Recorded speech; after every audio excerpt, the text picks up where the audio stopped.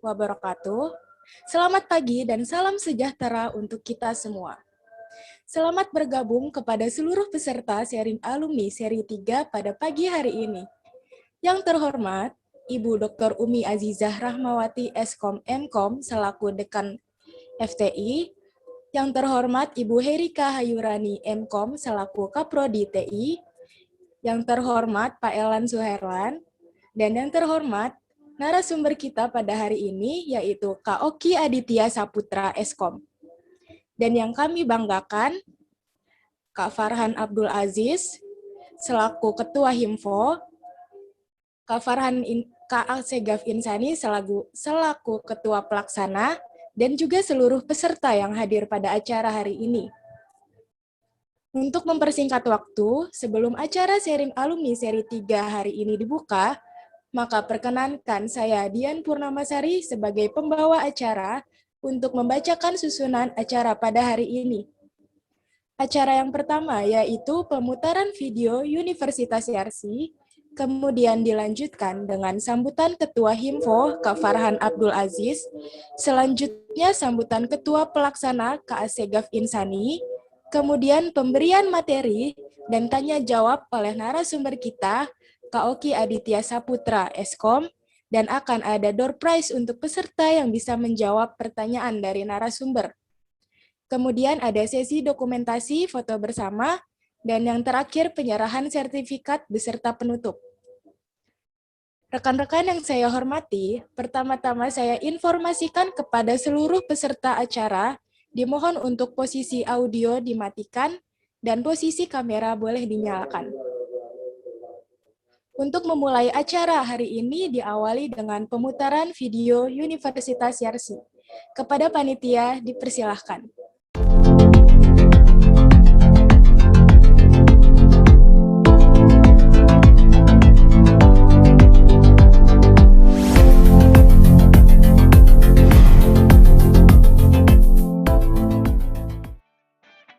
Fakultas Teknologi Informasi Universitas Yarsi didirikan untuk mendukung visi misi Universitas Yarsi demi terwujudnya Fakultas Teknologi Informasi yang berkarakteristik Islam, terpandang, berwibawa, bermutu tinggi, serta mampu bersaing dalam fora nasional maupun internasional.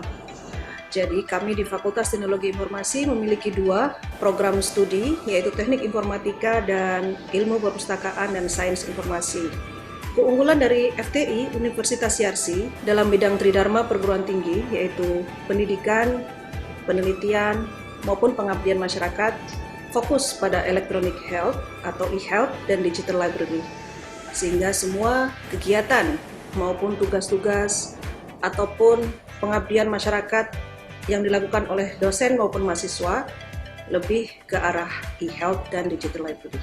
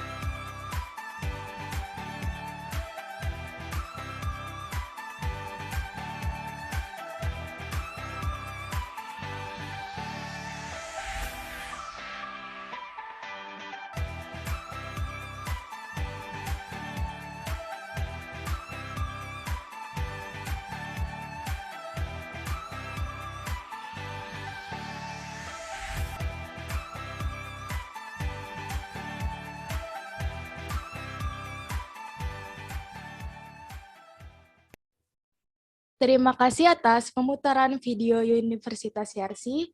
Acara selanjutnya yaitu sambutan yang akan disampaikan oleh Ketua Himfo kepada Kak Farhan Abdul Aziz. Dipersilahkan. Ya, terima kasih Dian. Bismillahirrahmanirrahim. Assalamualaikum warahmatullahi wabarakatuh.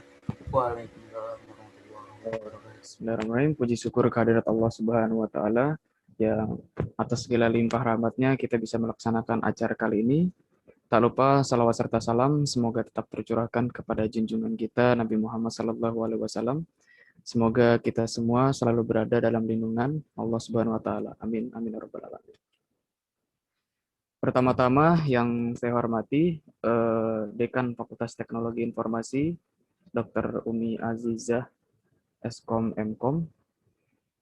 Yang terhormat kepada Ibu Herika Hayurani Eskom Mkom selaku Kaprodi dari Teknik Informatika.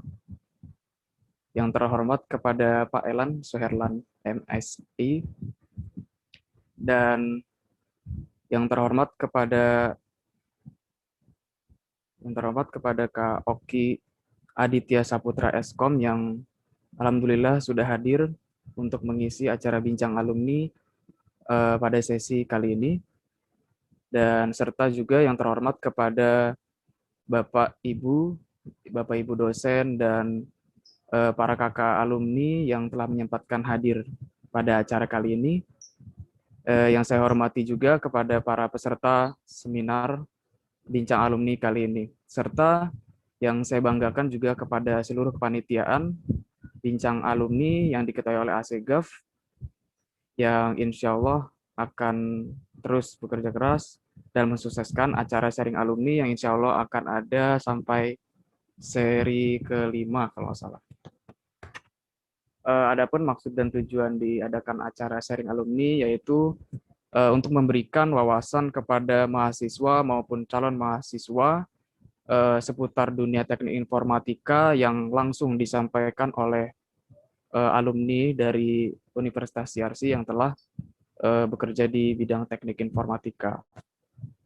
Meskipun acara ini dilakukan secara online, secara daring, yang dimana masih belum memungkinkan kita semua untuk tatap muka secara langsung, namun saya harap semoga acara ini dapat berjalan sebagaimana semestinya dan di pagi hari ini juga kita dapat mendapatkan manfaat dari acara yang terlaksana ini. Mungkin itu saja sambutan singkat dari saya. Kurang lebih ya mohon maaf. Wassalamualaikum warahmatullahi wabarakatuh. Waalaikumsalam warahmatullahi wabarakatuh. Terima kasih atas sambutannya Kak Farhan. Acara selanjutnya sambutan yang akan disampaikan oleh Ketua Pelaksana Kak Asegaf Insani. Dipersilahkan. Bismillahirrahmanirrahim. Assalamualaikum warahmatullahi wabarakatuh. Waalaikumsalam warahmatullahi wabarakatuh. Alhamdulillahirrahmanirrahim. Rabbihi nasta'in wa umuridin. Wassalatu wassalamu ala asyrafil anbiya'i wal mursalin wa ala alihi washabihi ajmain amma ba'du. Segala puji bagi Allah untuk memberi kita nikmat kesehatan karena kita berkumpul di Zoom sharing alumni seri ketiga kali ini. Salawat serta salam tercurah pada Nabi Muhammad SAW, pada keluarganya, sahabatnya, serta tabiin. Yang terhormat Dekan FTI Ibu Dr. Umi Azizah Rahmawati Eskom Mkom. Yang terhormat Kaprodi FTI Ibu Herika Hayurani Eskom Mkom. Yang terhormat Bapak Elan Suherlan SSI MSI. Yang terhormat pemadai kita pada hari ini Kak Oki Aditya Saputra Eskom. Saya mengucapkan terima kasih pada panitia yang telah mempersiapkan acara pada hari ini. Harapan saya semoga acara pada seri kali ini maupun seri selanjutnya berjalan dengan baik. Dan kita yang hadir mendapat ilmu yang manfaat dari materi yang disampaikan oleh Kak Oki nanti. Mungkin sekian dari saya. Kurang lebihnya mohon maaf. Wassalamualaikum warahmatullahi wabarakatuh. Waalaikumsalam warahmatullahi wabarakatuh. Terima kasih atas sambutannya Kak Asegaf. Acara selanjutnya yaitu pengisian materi sekaligus diskusi dan tanya jawab kepada Kak Oki Aditya Saputra Eskom. Dipersilahkan.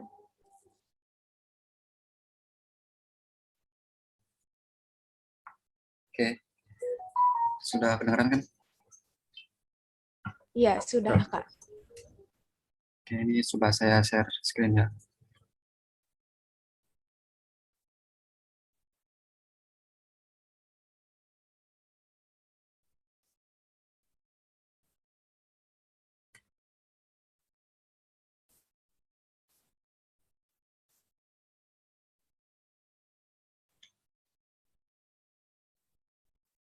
Oke, sudah kelihatan ya? Sudah Kak. Bismillahirrahmanirrahim. Assalamualaikum warahmatullahi wabarakatuh. Waalaikumsalam warahmatullahi wabarakatuh. Selamat pagi menjelang siang, teman-teman yang terhormat, kepada Dekan FTIRC, Ibu Umi Azizah, lalu Ibu Herika Hayurani selaku Kaprodi Teknik Informatika, lalu yang terhormat pula Pak Elan, Pak Sabik, dan dosen-dosen lainnya, serta mahasiswa yang menyelenggarakan acara sharing alumni ini di sesi ketiga ya, dan teman-teman sekalian yang sudah menyempatkan waktu untuk hadir di pagi hari ini. Nah, terima kasih untuk kesempatannya diberikan sharing session di sesi ketiga kali ini. Untuk materinya sendiri, saya ingin menjelaskan dan membagikanlah materi tentang scalable system, apa itu scalable system, dan stack ekosistem yang ada di dunia teknologi ini.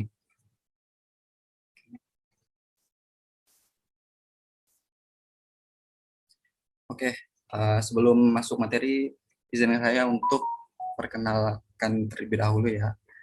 Karena pepatah tak kenal maka tak sayang ya.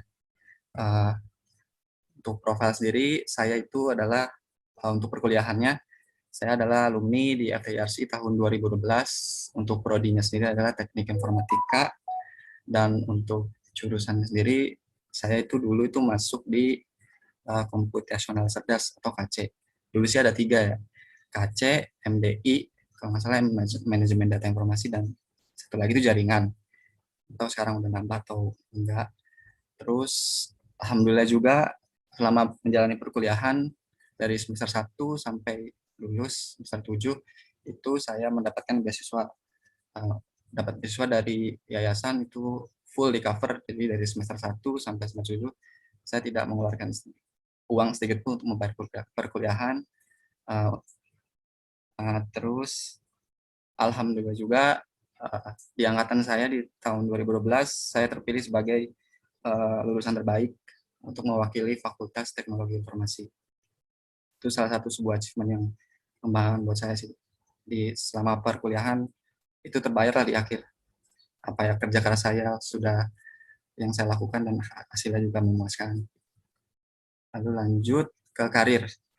Untuk karir sendiri di awal sebenarnya setelah lulus itu saya pasti digalauin ya untuk masalah apakah saya akan lanjut kuliah, melanjutkan S2 atau kerja gitu. Nah, akhirnya setelah berunding mungkin sama keluarga, terus diskusi juga sama teman, dan yang jelas pasti doa, istiqoroh, akhirnya saya memutuskan untuk kerja terlebih dahulu. Nah, company pertama saya kerja itu adalah Idemia. Kalau di sesi pertama, sharing session, itu ada Kak Puji Aswari kan yang bawain. Nah, itu saya satu kantor sama dia waktu itu. Nah, learning apa sih yang saya bisa pelajarin dari perusahaan ini? Perusahaan ini adalah bergerak di bidang identity atau payment, smart card lah. Dulu kebetulan saya ada di bagian yang smart card. Jadi kalau misalkan contoh kartu debit, kartu kredit itu kan kalau base internasional itu harus memiliki Visa, terus Mastercard atau JCB. Nah itu kan di kartunya ada chipnya itu kan. Nah saya itu memproses pemrogramannya di dalam chipnya itu. Nah pembelajaran yang paling saya dapat dari perusahaan ini adalah bagaimana kita bisa membuat suatu program di dalam chip itu yang kecil, terus cepat dan aman juga. Karena kan ini menyangkut sama chip ya. Chip kan storage pasti kecil kan. Gimana cara kita bisa membuat aplikasi yang bisa kita taruh di dalam situ. Terus lagi performance dari kecepatannya. Kalau kita misalkan transaksi melalui kartu itu, gimana caranya kita memastikan si user tidak dibuat kesal dengan performance yang lambat itu. Misalnya dia masukin PIN kok lama banget, terus transaksi kenapa bisa lambat. Nah, kita memastikan supaya kartu yang kita buat itu adalah prosesnya juga cepat.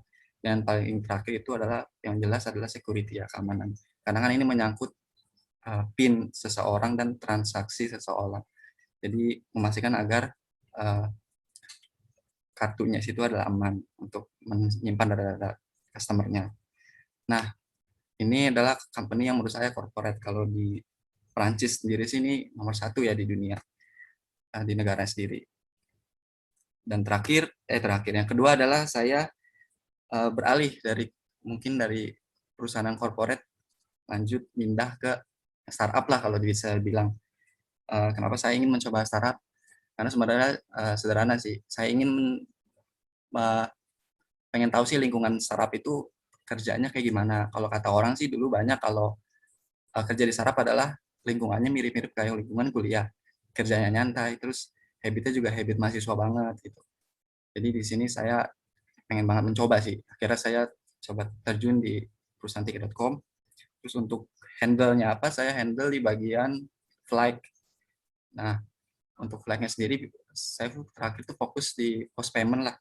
Jadi misalkan ada booking, terus udah bayar, terus payment-nya udah issued, itu nanti kan customer diberikan pemilihan apakah ingin melakukan online check-in atau enggak. Nah, nanti di aplikasinya itu bisa melakukan input apakah si user ini ingin melakukan online check-in, yaitu milik kursinya di mana, tempat duduknya di mana gitu. Sampai nanti aplikasi itu mengeluarkan boarding pass-nya. Nah, saya di sana sebagai backend engineer, di fokusnya itu di belakangnya. Terus setelah di tiket.com, saya diberi kesempatan untuk bekerja di startup juga, dan startup yang di Indonesia itu dikenal sebagai salah satu unicorn-nya, yaitu Tokopedia. Nah, saya sekarang bekerja di Tokopedia. Untuk job desk-nya sendiri, saya sebagai senior software engineer.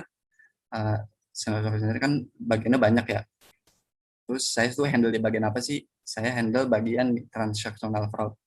Jadi saya membuat suatu sistem di mana sistem itu bisa mendeteksi apakah transaksi ini terindikasi fraud atau tidak.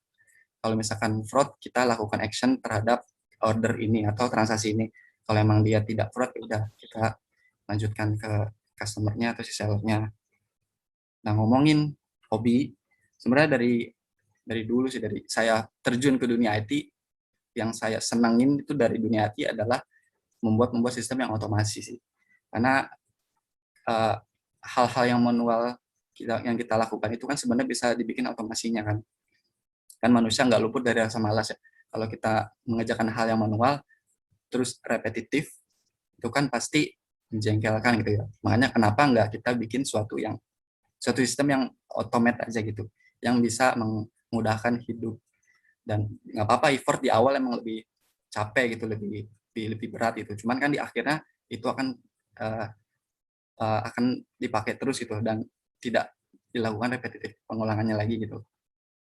Nah, ini sekedar pekerjaan saya yang ada di Tokopedia itu saya handle bagian apa. Sebenarnya ada 3 layer sih. Yang pertama itu kalau misalkan kalian pas sudah pilih produk terus ingin melakukan pilihan promo gitu ya, tiba-tiba kalian muncul dapat notifikasi seperti ini di aplikasi gitu. Kamu tidak bisa pakai promo. Berarti ada kemungkinan akun kalian itu melanggar syarat ketentuan untuk pakai promo. Harusnya nggak ada ya. Customer sini harusnya baik-baik. Ini layer pertama yang kita protect. Terus layer kedua yang di-protect dari Tokopedia adalah kalau misalkan kita transaksi udah melakukan pembayaran. Nah, setelah pembayaran sukses itu kan nanti order itu akan masuk ke si seller kan.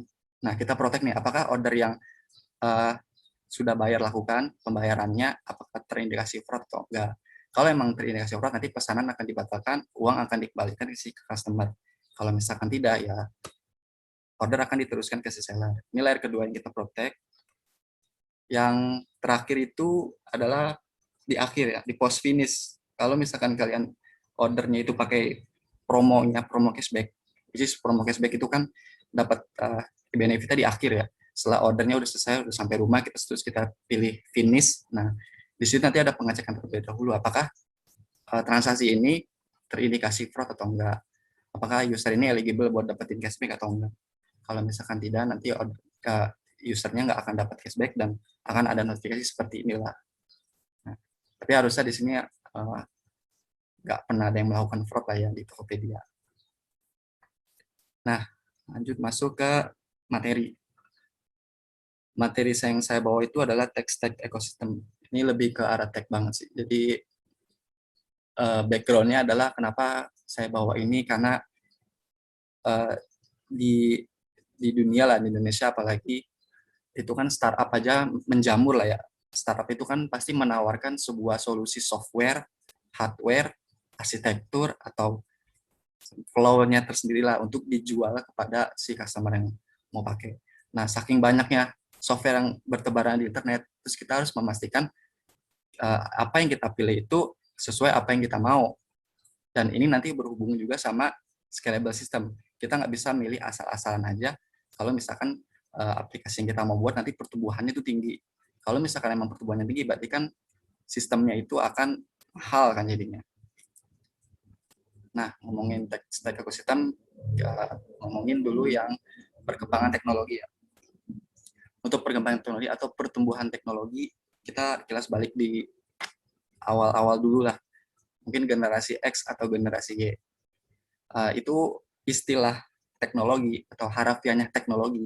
Mungkin orang mendengar teknologi itu adalah suatu benda yang berwujud gitu. Jadi harus ada bentuknya, itu baru dinamakan teknologi. Kayak contohnya hardware, atau misalnya peralatan-peralatan, atau misalkan mesin. Nah itu kan teknologi yang berbentuk gitu loh. Mungkin orang taunya itu. Nah makin ke sini, makin perkembangan teknologinya ke sini itu teknologi itu bukan hanya hardware aja, tapi software yang dimana itu kan tidak berbentuk ya. Mungkin emang kasat mata terlihat di suatu device itu, cuman kan nggak terbentuk secara langsung gitu loh. Nah itu udah bisa dibilang dinamakan teknologi. Belum lagi yang sama sekali tidak kasat mata dan tidak bisa dilihat di apapun, itu adalah internet. Nah internet itu kan ada satu teknologi yang benar-benar krusial lah buat kita. Apalagi di masa pandemi ini kan, kalau nggak ada internet kan semua kegiatan kayak tidak bisa berlangsung lah. Contoh kayak perkuliahan nggak bisa jalan, atau kerja perkantoran itu kalau ada internet nggak bisa jalan gitu loh. Untuk ngomongin masa pandemi, kan pastinya selama pandemi ini yang ditawarin untuk tech-tech yang baru ya, maksudnya startup tech yang baru itu kan pasti menjual banyak banget suatu software, dan itu jadi booming lah selama pandemi. Contoh misalkan kayak online meeting, Zoom ini kan booming itu pas lagi pandeminya mulai kan, terus akhirnya dipakai banyak orang ya, mereka pasti untung. Nah, salah satu yang menguntungkan di masa pandemi juga sebenarnya sih Tokopedia ya. Tokopedia itu selama pandemi, di awal pandemi itu trafficnya naik banget gitu lah. Kalau nggak salah SVP dari Tokopedia pernah mention di awal pandemi, mungkin di awal tahun 2020 lah, user yang pertama, yang user yang biasanya itu concurrent-nya adalah 60.000 untuk Android, itu naik 2 kali lipat jadi 130.000. Sama halnya kayak iOS, yang usernya concurrent request-nya itu ada 5.000, naik jadi 3 kali lipat jadi 15.000. Itu saya ingat banget sih betapa betapa masyarakat tuh udah mengkonversi gitu. Jadi yang tadinya belanja secara langsung ketemu si seller atau pedagang itu beralih ke online marketplace ini. Jadi ya ini salah satu teknologi juga kan yang bisa membantu masyarakat. Oke, ngomongin teknologi berarti kan ngomongin juga banyaknya startup company ya. Kalau ngomongin startup company yang global ya, yang tech dan non-tech, kalau dari GM atau Global Entrepreneurship itu melaporkan tiap tahunnya itu jumlah startup itu muncul sebanyak lebih dari 100 juta data. 100 juta startup itu yang tech dan non-tech. Nah, coba kita konversi itu per tahunnya ada 100 juta. Kalau kita convert per hari, berarti ada 270.000 startup yang muncul per harinya. Kita convert lagi yang ke lebih kecil. Setiap jam itu ada 11.000 startup yang muncul. Ke entity yang lebih kecil lagi yaitu tiap detik berarti ada 3 startup. bayangin tiap detik aja 3 startup yang muncul kalau emang sesuai data yang di atas. Nah, bayangin kalau kita melakukan sharing ini kan 2 jam nih, ada berapa startup yang muncul di dunia. Nah, ini kan startup yang base-nya itu teknologi dan non teknologi juga. Cuman kalau untuk yang teknologi, kalau berdasarkan CITIF atau Information Technology and Innovation Foundation, itu startup tech itu ada kenaikan 47% dari tahun 2007 ke 2016. Itu 2016. Kalau data yang sekarang saya belum dapat sih. Kemungkinan pasti akan lebih tinggi lagi kan untuk mensupport yang startup tech company. Nah, dari situ kan munculnya banyak teknologi, munculnya banyak tech startup yang menawarkan banyaknya software, hardware, atau arsitektur. Nah, kita harus pandai-pandai memilih mana sih yang tepat untuk suatu service kita, mana yang tepat untuk dipakai, diimplementasi di aplikasi kita gitu. Nah, ngomongin teknologi stack itu adalah suatu ekosistem yang terdiri dari peralatan atau tools, framework itu sendiri, dan library yang bisa menjalankan dan membuat suatu aplikasi. Ngomongin teknologi, kalau untuk simple stack overview-nya itu umumnya tuh kayak gini, ada user, which is kita, atau pengguna, atau misalkan developer, itu pasti ada front end-nya, ada tatap mukanya, ada GUI-nya lah. Terus ada back-end, ada yang proses di belakangnya, dan yang pasti yang terakhir ada storage-nya. Storage-nya biasanya umumnya database lah, yang untuk nyimpen data. Nah, front end tersendiri, bahasa yang umum yang kita tahu kan sebenarnya yang umum lah HTML, CSS, JavaScript, itu yang sering kita pakai. Terus backend sendiri yang paling umum, paling famous juga Java, Python, C++, dan teman-temannya. Nah, database sendiri kalau kita pakai paling umum kan biasanya MySQL kan, itu paling easy lah, dan open source free juga. Nah, kalau ngomongin semua simple stack ini akan lama gitu. Nah, yang saya fokuskan nanti di sisi backend dan database-nya aja. Soalnya saya nggak terlalu familiar dengan front end. Nah, mulai dari backend. Berarti kan kita harus memilih pemrograman language dulu yang tepat ya untuk suatu aplikasi kita gitu. Ngomongin pemrograman language itu, di klasifikasi pasti ada 2. Ini pasti udah pernah belajar lah di kampus, di awal-awal kuliah itu. Ada high level, ada low level. Kalau high level, sintaksnya mungkin udah complicated ya. Kayak X sama dengan akar dari B pangkat 2 dibagi A kali C. Nah, sebenarnya high level itu nantinya akan tetap ditranslasikan ke low level language.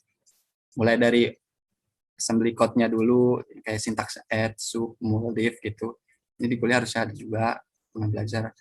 Terus yang paling terakhir, nah si komputer tuh hanya mengenali bahasa pemrograman yang binary doang. Jadi mereka hanya bisa mengenali 1010, ini namanya machine code. Nah, cara si high level language itu mentranslasikan ke low level language itu ada 2. Kalau pada tahu ya, ada compiler, ada interpreter. Compiler itu adalah yang mentransformasikan code. Jadi kalau kita bikin suatu aplikasi, kalau itu bahasa pemrogramannya itu adalah compiler, biasanya dia akan membuat suatu file binary. Kalau misalkan executable-nya bisa, kalau Windows bisa mungkin .exe, kalau Ubuntu biasanya .deb, kalau misal platform Android itu .apk, iOS.ipa.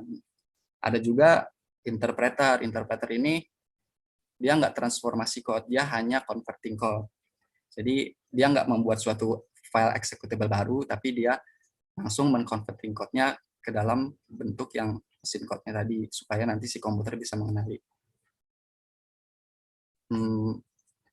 Sebenarnya high level language kan banyak ya, ada bertebaran ya. Misalnya kita bisa pakai Java, kita bisa pakai C, C++, Python, HTML, CSS itu kan semuanya adalah high level. Nah, untuk backend sendiri, ada yang bisa tebak nggak di Tokopedia pakai bahasa apa?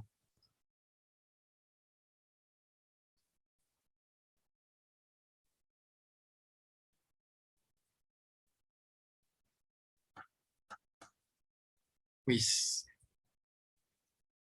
Juan Daniel, oke. Ya, betul. Di Tokopedia sendiri tuh pakai backendnya bahasanya Golang. Kenapa Golang? karena ya simple sih, karena dia open source, terus desainnya juga baik Google, terus dia free juga kan. Terus salah satu yang paling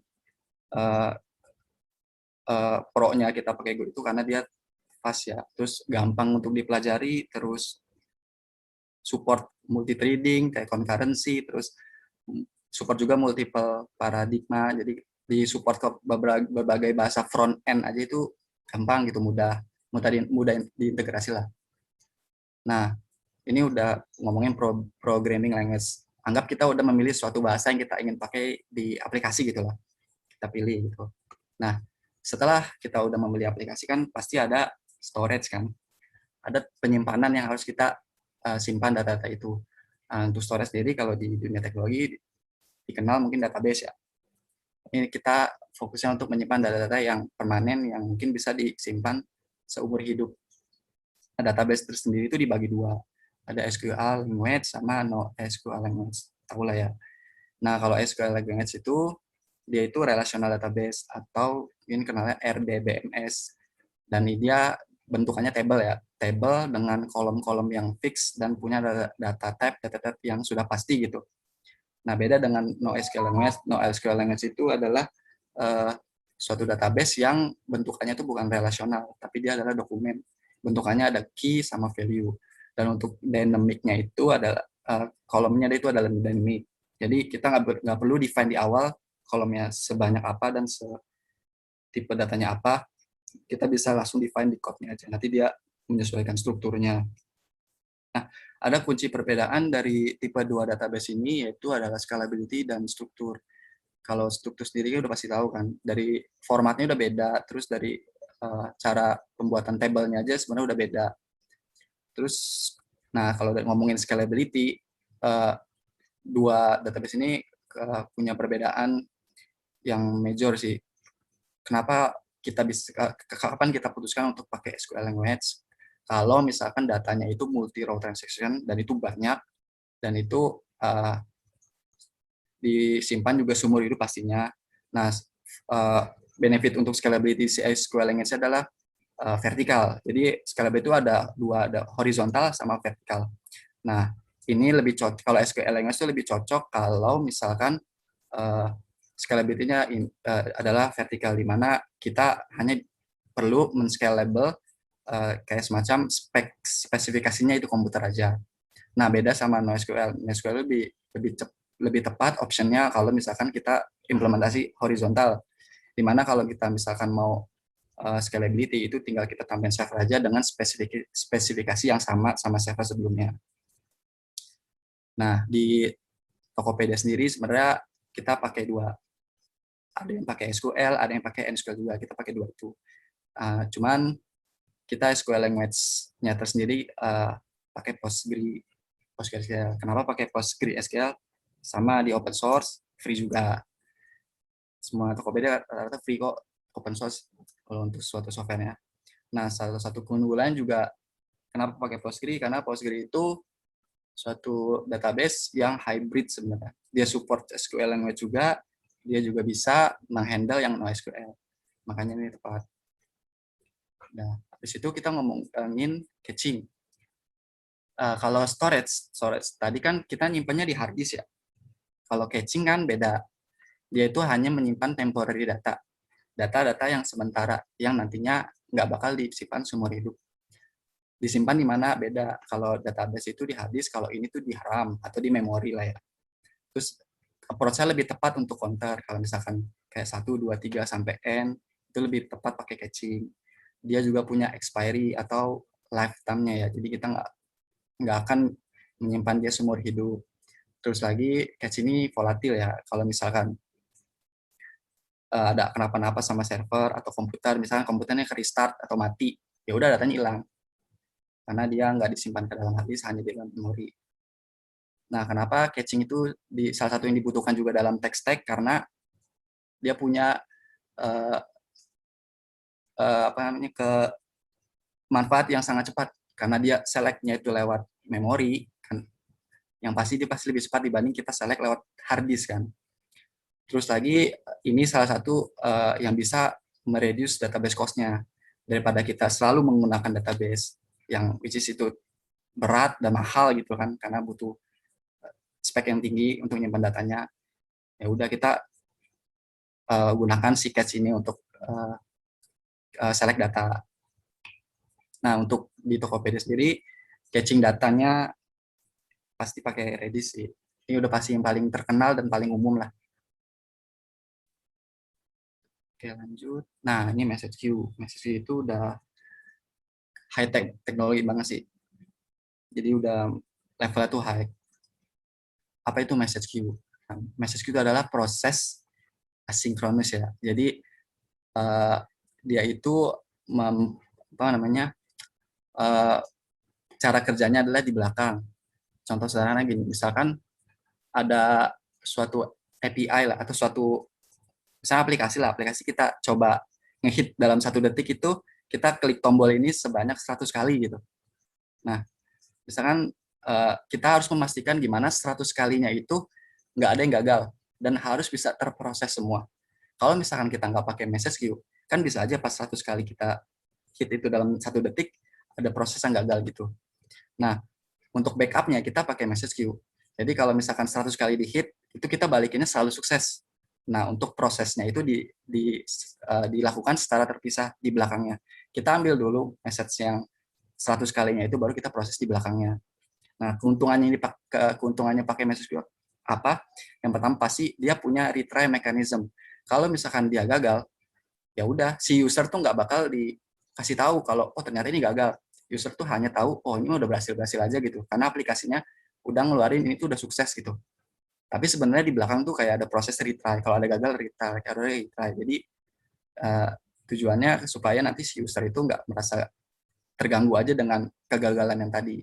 Nah, dengan adanya message queue ini kan pastinya menghandle di mana nanti itu proses bisa dilakukan secara terpisah, dan ini sangat cocok banget kalau misalkan service-service yang kalian buat itu adalah microservice ya. Jadi kalau microservice kan udah pasti dipisah dari kecil-kecil ya kan. Cara antara menghubungin satu service ini ke service yang lain itu adalah paling tepatnya mungkin adalah message queue. Karena ini support cross apps juga. Nah, dia juga ada kayak producer consumer. Jadi kayak ada semacam message yang dikirim. Lalu ada konsumernya. Konsumer ini bisa service manapun yang bisa nge-proses gitu. Nah, ada banyak message queue software yang ada bertebaran. Yang paling terkenal mungkin adalah Kafka, Amazon SQS, RabbitMQ, NSQ. Nah, di Tokopedia sendiri kita pakai NSQ. Kenapa pakai NSQ? Sama open source, free. Salah satu juga kenapa pakai NSQ karena dulu pas Tokopedia pindahan pakai Golang, bahasa pemrogramannya, itu kalau nggak salah satu yang paling support untuk menghandle message queue adalah NSQ. Jadi kompatibel banget lah sama bahasa pemrograman Golang. Cuman sekarang NSQ itu bisa di-combine sama bahasa lain sih, udah makin hype lah. Nah, setelah itu ngomongin command line interface. Kenapa ini salah satu stack yang penting juga kita tahu dan better kita mengetahuinya lah. Nah, command line interface ini biasanya kan umumnya bahasanya Bash ya. Kenapa bahasa Bash? Karena rata-rata komputer yang menyimpan codingan-codingan kita di suatu server itu rata-rata bahasanya bahasa Bash ya. Bisa Ubuntu atau misalkan Mac itu kan bahasanya Bash. Nah, tujuannya apa kita bisa memiliki komen-komen ini adalah buat untuk akses server. Terus kita kalau misalnya mau edit config dalam server itu gampang. Terus bisa juga mengatur job control sama kalau kita mau ngecek logging yang ada di server. Nah, kalau Windows kan pakai command prompt ya. Setahu saya sih itu bukan Bash. Nah, kalau yang based on-nya Bash itu Linux sama macOS. Jadi tools ada terminal. Biasanya kalau buka terminal itu bahasa pemrogramannya Bash semua kan. Nah, ini contoh bahasa-bahasa Bash. Misalkan kalau misalkan kita buat directory mkdir, apus, rm, mengedit nano, mau ngeliat cat, mau cetak echo gitu. Harusnya di mata kuliah ini ada dulu. Pak Sabik, saya ingat banget dia yang ngajarin. Nah, ini salah satu yang coba mulai memahami ini bahasa lah, karena nanti company tech itu rata-rata pakai bahasanya bahasa ini. Karena engineer itu jarang ya pakai Windows. Engineer itu kalau nggak pakai Ubuntu ya makanya macOS gitu loh. Nah, yang selanjutnya adalah communication platform. Ngomongin communication platform ini sama kayak ini, kita lagi yang pakai Zoom gitu. Zoom itu kan salah satu tag yang baru-baru booming. Terus lagi ada banyak sih, kayak misalkan kita bisa pakai Google Chat, Microsoft Teams, Slack, Telegram, WhatsApp. Salah satu bisnis company itu pasti harus punya ini. Sama kayak pembelajaran juga harus punya communication platform sendiri. Mungkin bisa pakai WhatsApp yang paling gampang lah. Nah, tapi yang paling ditekankan untuk platform yang kita pilih adalah yang bisa diintegrasikan dengan suatu API. Jadi diintegrasikan juga dengan aplikasi kita. Bukan hanya sekedar chattingan doang sih. Kalau chattingan kan banyak ya. Kayak WhatsApp aja bisa chattingan. Tapi kita cari platform yang bisa kita buat kayak semacam botnya tersendiri. Kita bisa integrasi aplikasinya. Misalkan, kalau misalkan ada apa-apa sama aplikasi kita, ya udah kita bikin bot aja di suatu platform komunikasi kita yang ngasih tahu kalau misalkan, oh ini ada sesuatu nih di jam segini, tolong cek. Nah, itu bot yang ngasih tahu. Kita bikin suatu sistemnya untuk membuat botnya itu. Tujuannya apa? Tujuannya buat alerting. Jadi real time alerting. Kalau ada apa-apa kita langsung sigap. Terus untuk monitoring juga, monitoring misalkan, oh trafficnya lagi tinggi nih di jam segini, kita harus siap siaga gitu. Sama yang terakhir ya tracking aplikasi kita, apakah memang aplikasi kita tuh jalannya kayak gimana gitu, monitoringnya gimana. Gitu. Nah di Tokopedia sendiri untuk communication platformnya, bukan Tokopedia, pasti banyak startup tech juga pasti pakai ini, yaitu Slack. Slack ini salah satu communication platform yang paling powerful sih menurut saya, karena bukan hanya sekedar chattingan, tapi bisa integrasi ke aplikasi kita juga. Nah, source code management. Source code management itu kayak sebuah repository ya, repository untuk menyimpan suatu code kita. Dulu sih saya pas kuliah itu nggak sama sekali pakai ini sih. Jadi kalau misalkan project itu kan pasti ada orang yang ngerjain sisi ini, mungkin misalnya ngerjain front end-nya, back end-nya, atau database-nya gitu lah. Dengan orangnya terpisah. Cara kita combine codingannya itu ya udah ketemu di kampus, terus saling transfer file, terus kita merge jadi satu gitu. Nah, sebenarnya cara simpelnya itu kita bisa pakai source code management ini. Kayak kita buat repository di suatu cloud ya. Nah, tujuannya apa? Tujuannya buat integrasi antar engineer supaya dia bisa tahu code yang paling terbaru apa, terus kalau udah selesai dia bisa langsung taruh di repository itu. Terus tujuannya juga untuk apa? Untuk versioning. Jadi kita bisa memberi versi terhadap aplikasi kita. Sebenarnya aplikasi kita tuh versinya udah berapa.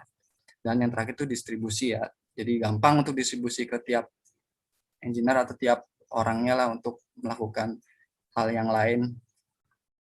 Nah, ngomongin source code management itu pasti ada VCS ya, atau version control systemnya. Yang paling famous kan di dunia teknologi adalah Git ya.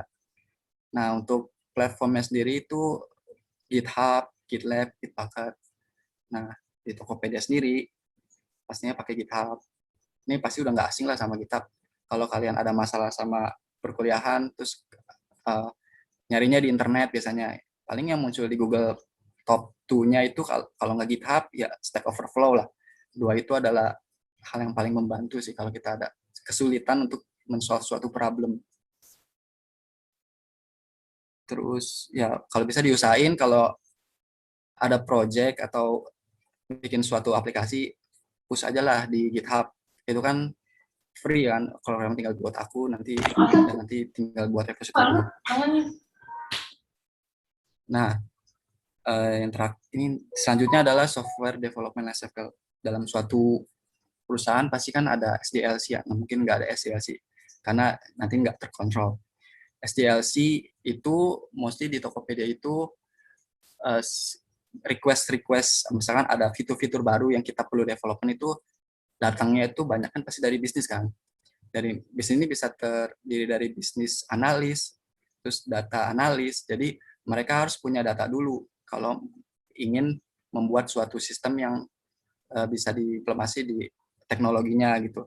Kalau memang dia udah punya data dan punya suatu analisa, Nah, nanti dia baru bisa approach suatu fitur ini untuk dibangun sama orang teknologinya, orang engineer-nya lah. Nah, orang bisnis ini kan sebenarnya awam teknologi, awam sistem. Dia nggak tahu di balik sistem itu ada apa. Nah, dia itu nggak bisa langsung ngomong sama orang teknologi, orang engineer. Nah, makanya kita perlu jembatan yang menghubungkan bisnis sama orang engineer, yaitu ada orang produk biasanya. Tokopedia sendiri itu orang produk biasanya terdiri dari mungkin produk owner, produk manager, ada juga yang mereka sebagai Scrum Master gitu. Nah, tujuan di sini orang produk itu kayak menjembatani lah, bisa menjembatani dan bisa menjadi tembok juga. Kadang orang bisnis kan mintanya aneh-aneh lah, yang dia nggak tahu sebenarnya di sistem kita bisa dibuat atau enggak. Nah, makanya orang produk itu kayak temboknya lah. Dia harus bisa menjelaskan bahwa oh ini tuh sebenarnya di sistem kita belum bisa support, jadi nggak bisa dilanjutin permintaannya dia gitu. Nah, kalau misalkan emang udah si produk udah oke gitu dan ini bisa diimplementasi di teknologi atau di sistem kita, nanti kalau emang ini butuh GUI atau front end, biasanya umumnya dia akan kontak ke orang UI atau UX dulu. UI sama UX ini kerjanya kayak bikin mockingan lah, mockingan interface atau tampilannya tuh kayak gimana. Dia tuh nggak ngoding sebenarnya, cuma bikin coret-coret doang. Nanti oh ini harusnya kayak begini nanti dashboardnya gitu. Kalau emang nggak butuh orang front end, orang produk tuh langsung bisa ngomong langsung ke orang teknologinya atau orang engineer-nya. Nah, orang di Tokopedia sendiri itu tadinya dibagi dua ya. Ada developer, which is yang ngerjain, ada juga tester yang nge-testing apa yang sudah dikerjakan sama developer. Cuman sekarang di Tokopedia itu tester tuh udah nggak ada, jadi udah nggak perlu lah. Jadi udah nggak ada job untuk test engineer atau ya yang apa QA gitu, udah nggak ada karena itu semua bisa dihandle sama developer. Karena job di Tokopedia itu bukan back end atau bukan front end, tapi adalah software engineer. Di mana kenapa dibikin software engineer? Karena tujuannya dia bisa develop itu codingan, analyze, planning, terus bisa mendesain sendiri juga, dan yang terakhir harus bisa testing sendiri juga. Makanya tester itu udah nggak ada di Tokopedia. Semuanya tuh developer base-nya. Nah, untuk metodologi tersendiri, kita pakai Scrum, karena ya yang paling modern lah. Terus Agile kan. Nah, untuk software yang kita pakai untuk tracking SDLC ini, kayak task yang masuk, fitur yang masuk, terus seberapa lama pengerjaannya, itu kita bisa pakai Jira. Jira ini salah satu software yang bisa membantu kita membuat tracking macam fitur kita dari mulai request masuk sampai itu aplikasi sudah live di production gitu lah. Nah, tadi kita udah ngomong text system. Dari bahasa pemrograman kita udah milih lah. Terus storage kita udah pilih. Terus mekanismenya, catching-nya, terus sama message queue kita udah pilih. Dari yang kita pilih tadi kan kita belum tahu nih apakah yang kita udah pilih itu akan kedepannya akan scalable atau enggak, akan mudah di scalable atau enggak. Kan nggak mungkin kita bikin aplikasi tapi udah didemin aja, kita nggak mantau untuk future-nya ya. Siapa tahu di masa depan nanti pertumbuhannya sangat besar gitu, biaya yang kita keluarkan untuk suatu aplikasi itu pasti naik gitu, apalagi resource-nya yang kita butuhkan akan lebih gede. Nah, makanya setelah kita pilih-pilih tadi, scalable system itu salah satu poin yang penting kita perhatikan sih. Ngomongin scalable system itu adalah apa? Simpelnya itu kita membuat suatu aplikasi yang banyak, yang besar, itu lebih bagus. Tapi harus lebih sedikit resource yang kita keluarkan dan lebih minimum juga biaya yang kita keluarkan. Nah, kalau misalnya kita nggak linear akan teori itu, otomatis kita akan selalu memakai resource yang besar dan biaya yang sangat mahal juga. Makanya kita penting untuk gimana sih caranya kita membuat suatu sistem yang scalable dengan resource yang lebih sedikit dan biaya juga yang lebih murah. Nah, untuk aspek dari scalable system itu meliputi apa aja? Meliputi komputer, terus aplikasi, terus program sama algoritmanya itu sendiri. Nah, aspek yang utama kan sebenarnya kenapa dibilang scalable system itu adalah pertumbuhan ya. Pertumbuhan semakin besar berarti sistem harus scalable, harus menyesuaikan. Nah, harus diikuti juga sama resource. Nggak boleh sistem kita semakin besar tapi resource kita semakin banyak. Karena kalau resource kita semakin banyak berarti kan biaya yang kita keluarkan itu semakin besar. Nah, alangkah baiknya kalau misalkan sistem kita yang pertumbuhannya lebih besar, itu resource-nya lebih kecil, dan biayanya juga pasti lebih murah. Nah, ngomongin scalable system, kita mulai dari programming-nya dulu. Programming itu bisa dikatakan scalable kalau misalkan kita milih algoritma yang tepat. Kalau algoritma kan diimplementasi banyak-banyak. Kita mau men-case suatu hal yang simpel aja, itu ada berbagai macam algoritma yang kita bisa pakai. Nah, gimana kita caranya bisa memilih algoritma yang tepat? Cara memilih algoritma yang tepat adalah cari algoritma yang kompleksitasnya itu paling rendah. Kalau bisa sih linear gitu ya. Terus yang kedua adalah yang perlu diperhatikan dalam pemrograman itu adalah reusable. Ada istilah kalau kita bisa coding sekali, tapi codingan itu bisa dipakai berkali-kali. Atau kita bikin satu fungsi. Nah, untuk next-nya itu kita tinggal pakai fungsinya itu aja. Kalau misalnya ada fitur baru, ya udah kita nggak perlu bikin fungsi baru, tapi pakai aja fungsi yang udah ada. Kita harus mikirin gimana caranya kita bisa bikin fungsi yang reusable. Terus lagi dari desain pattern. Nah, engineer sendiri kan pasti punya style coding masing-masing lah. Kayak misalkan mau bikin variabel aja, kalau mikir pasti bisa di dalam fungsinya, atau bisa ditaruh di luar, atau bisa taruh konstanta. Nah, itu aja kan udah approach yang beda-beda. Atau misalkan kalau misalnya bahasa pemrogramannya OOP, apakah ini tepat untuk dipakai inheritance-nya atau enggak. Nah, angka baiknya kalau misalnya kita buat suatu aplikasi, mulai coding itu dengan desain pattern-nya terlebih dahulu. Kalau misalnya desain pattern-nya udah tepat, otomatis nanti menyesuaikan, yaitu adalah coding readability-nya. Kalau desain pattern-nya udah bagus, otomatis codingannya mudah dibaca. Jadi, karena mudah dibaca, berarti nggak akan ada fungsi-fungsi yang kayak tidak bisa kita ketahui gitu loh, karena itu semua udah terrealisasi sama desain pattern-nya. Nah, terus ngomongin 3 hal aspek yang terakhir itu, setelah kalian coding itu alangkah baiknya kalau misalkan kalian perhatiin juga code size. Nah, code size ini berhubungan sama hard disk nanti di suatu komputer. Semakin gede suatu aplikasi kalian, berarti kan semakin gede juga hard disk yang dibutuhkan dalam suatu komputer. Yang kedua adalah memory usage. Nah, semakin berat sistem kita, berarti kan semakin butuh banyak memori dalam komputer kita. Yang terakhir yang pasti performance. Kalau semakin lambat suatu aplikasi kita, berarti kan yang dikorbankan adalah CPU dari komputer kita kan. Berarti kan kita harus butuh spesifikasi yang lebih tinggi. Kalau kita bisa membuat suatu algoritma atau codingan yang performance-nya lebih sedikit dan lebih cepat, otomatis CPU usage-nya juga akan lebih rendah gitu, dan itu akan men-save cost kita untuk membuat suatu komputer yang spesifikasinya mahal. Nah, dari pemrograman tadi kita udah tahu apa aja sih yang kita butuhkan untuk membuat suatu codingan yang scalable, yang readable, yang reusable gitu. Selanjutnya database. Database itu sendiri adalah salah satu faktor di scalable system yang sampai sekarang tuh masih jadi bottleneck sih, masih jadi suatu hal yang paling berat lah di dalam suatu sistem. Karena database kan menyimpan data yang seumur hidup. Bayangin kalau misalkan aplikasi ini jalan terus dalam tahun-tahun ke depan, datanya akan nambah pertumbuhannya. Anggap sehari aja ada jutaan. Berarti kalau kita hitung per tahun udah berapa juta data. Nah, makin banyak data, otomatis database makin lambat kan. Semakin lambat, berhubungan juga sama spesifikasi komputer kita.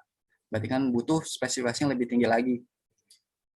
Salah satu proses yang bikin lambatnya itu adalah DML, Data Manipulation Language, proses ya. Kayak selection, insertion, update itu pasti akan makin banyak data makin lambat. Nah, cara yang paling murah atau cara yang paling simpel lah untuk dilakukan untuk men-solving ini, yaitu adalah indexing. Apa itu indexing? Contoh sederhananya kayak buku aja. Kalau buku, anggap nggak ada daftar isi atau daftar pustaka lah ya. Kita mencari sesuatu yang judulnya ini, pasti kan kita harus nyari satu persatu ya. Entah itu nyari satu persatu, atau mulai dari tengah, atau mulai dari belakang, atau mulai dari depan. Nah, kalau misalkan sama halnya kayak database. Database juga tuh harus punya daftar isi. Daftar isinya sebutannya indexing. Kalau udah ada indexing, berarti kan kita bisa mencari data sesuai yang kita mau, ya udah langsung dari indeksnya itu aja. Jadi nggak perlu kita nyari semua kemungkinan yang ada di dalam database. Jadi kalau kita udah punya indexing, otomatis udah punya daftar isi, kita merujuk ke sana aja. Jadi itu akan cepat memprosesnya. Nah, kapan kita butuh indexing? Itu kalau misalkan kita ada selection atau update query ya. Biasanya kan select atau update query ini umumnya rata-rata pasti pakai klausa where kan. Kan select bla bla bla where bla bla bla.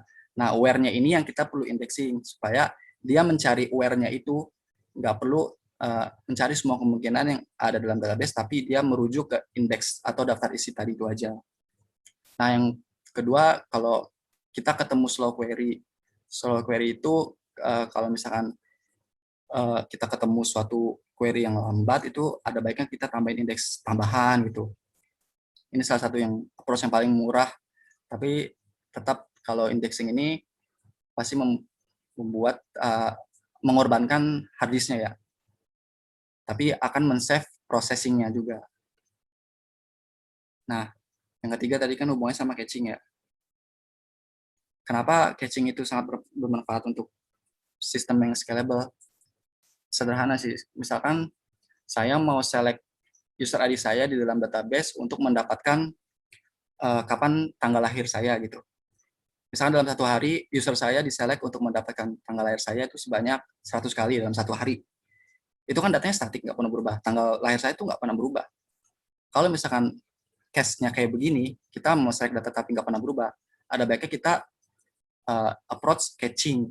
Jadi kita select pertama kali ke database, ya udah setelah itu kita taruh aja di catching. Jadi request selanjutnya sampai ke 100 request itu, dia tuh nggak lagi merujuk ke database, tapi merujuknya ke catching ini. Ini efektif kalau misalkan datanya data statik ya, karena itu sangat men-save cost kita juga ke database. Bayangin kalau 100 kali kita harus men-select database dalam satu waktu gitu, dan datanya nggak pernah berubah. Itu kan pasti makan banyak resource kan dari CPU-nya. Kan kayak useless aja lah, ngapain kita nge-select ke hard disk terus-menerus, tapi datanya nggak pernah berubah. Mendingan kita approach ganti aja, taruh aja di caching, di memori gitu, dan lebih cepat gitu loh. Nah, yang MSSQ juga sebenarnya ini berhubungan sama scalable system karena yang tadi, misalkan dalam satu hari user mengklik button ini 100 kali gitu. Dalam satu detik memang 100 kali. Daripada kita mengerjakan itu dalam satu waktu, otomatis dalam satu waktu itu juga komputer kita pasti ini kan prosesnya tinggi gitu. Mendingan kita pecah-pecah aja. 100 kali kita ambil dulu, terus kita pecah, misalkan ya udah pakai MSSQ ini. Jadi untuk prosesnya di proses terpisah gitu. Jadi satu persatu, nggak langsung 100 kali itu kita lakukan dalam satu waktu juga. Tujuannya apa? Tujuannya buat reduce flow juga di codingan. Misalkan dalam satu button itu, di dalam buttonnya pas kita lihat cek codingan tuh ada tiga proses gitu. Berarti kan kalau kita hitung dalam satu detik ada 100, dikali 3 aja ada 300. Nah, ya udah daripada semuanya kita langsung proses dalam satu waktu, ini kita pecah di dalam prosesnya. Makanya ini dinamakan asynchronous proses. Jadi prosesnya setelah terpisah di belakang aja. Oke. Dari summary ini paling penekanannya kita pasti diharuskan untuk memilih suatu teknologi untuk membuat suatu sistem kan. Mulai dari bahasa pemrogramannya, dari storage-nya, database-nya, terus mekanisme apa sih yang kita pengen pakai, itu kan banyak bertebaran ya. Lagi startup itu udah menjamur ya di Indonesia gitu, yang menawarkan berbagai macam software, hardware, arsitektur, flow-nya tersendiri. Nah, gimana cara kita bisa memilih atau mengambil yang paling tepat untuk suatu sistem kita, itu jangan lupa perhatikan juga scalable sistem kita. Jangan asal kita memilih, misalkan, oh bahasa pemrograman ini lebih tepat, lebih bagus. Tapi kedepannya gimana, harus pikirin itu juga. Kalau misalkan pas pakai approach yang ini, tiba-tiba pas dimikirin pertumbuhannya ke depannya itu akan lebih mahal gitu, nah lebih baik cari alternatif yang lain. Tujuannya sederhana, kita milih suatu stack ecosystem kita itu yang support juga scalable system, di mana itu bisa mengurangi resource kita dan biaya kita ke depannya yang lebih murah. Oke, terus terakhir paling mau sharing learning yang ada di Tokopedia sih. Kalau learning Tokopedia nyediain kayak Tokopedia Academy, itu kayak semacam materi yang ada di Tokopedia. Kalian bisa akses di sana, kayak materi-materi apa aja sih terkait teknologi atau non-tech juga ada di sana. Mungkin dari sana ketika kalian belajar dari Tokopedia Academy itu bisa diimplementasi juga di proyek kalian di kampus gitu. Karena pastinya kan tech company itu harus mengikuti perkembangan teknologi kan. Mau nggak mau harus kita mengikuti perkembangan zaman yang teknologi itu cepat berubah gitu. Dan yang terakhir itu DevCamp. DevCamp ini ya diselenggarakan sama Tokopedia, tujuannya supaya orang-orang yang punya passion dalam coding itu bisa ikut serta berkompetisi membuat suatu aplikasi di DevCamp ini. Ini juga bisa jadi suatu parameter nanti buat mungkin HR-nya Tokopedia. Kalau misalnya udah pernah ikut DevCamp, otomatis namanya kan udah pasti ada di sistemnya Tokopedia. Ini bisa jadi kandidat juga untuk diprioritaskan untuk jadi karyawan Tokopedia. Untuk aksesnya bisa scan QR code ini sih. Oke, terima kasih. Dari saya paling itu aja. Oke, terima kasih Kak. Apakah ada pertanyaan dari peserta? Yang ingin bertanya silakan on mic atau bisa dari chat Zoom.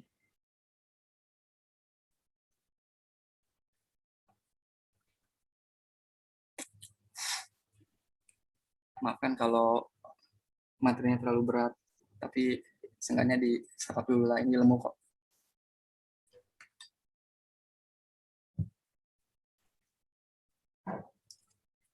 Oke, apakah ada pertanyaan? Oke, dari Kak Riandini Fadilah. Tadi raise hand, apakah ingin bertanya? Iya, izin Dian Iya, mau Kak. tanya sedikit ke Kak Oki. Kak Oki, saya angkatan 2014 di Yarsi. Saya tahu. Sebenarnya izin tanya sedikit sih, tapi ini mungkin nggak terlalu dalam tentang materi. Tapi tadi saya dengar kalau di Tokopedia tuh software engineer juga diminta untuk paham terkait testing aplikasi, Iya. tester dan sebagainya. Berarti di sana ada QA-nya nggak, Pak? Atau memang divisi IT-nya lebih diperkecil untuk struktur organisasi di sana, apa menyediakan untuk QA? Itu sih. Terima kasih. Kak, oke.